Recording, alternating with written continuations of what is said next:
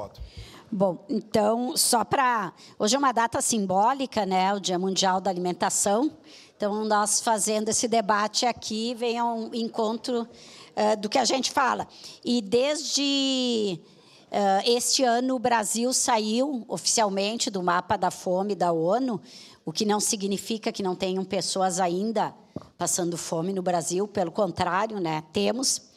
E também eu queria falar aquilo que foi falado, que eu já comentei aqui, no dia que nós fizemos aquele debate sobre a primeira infância melhor, primeira infância, que realmente as pessoas estão doentes por falta de alimentação ou por uma alimentação não saudável.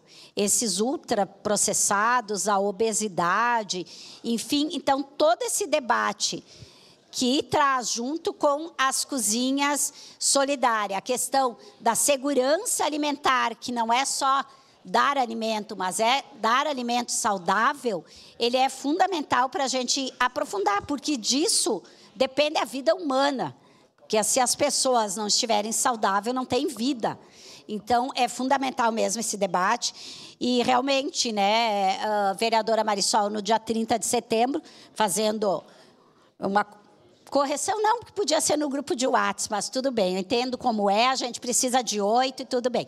Tanto eu como a vereadora Estela e a vereadora Andressa estávamos na Conferência Nacional de Mulheres em Brasília, então talvez por esse motivo, mas com certeza assinaríamos, gostaríamos de assinar e tenho certeza que nós três faremos parte da frente. Obrigado, vereadora Rose. Declaração de voto.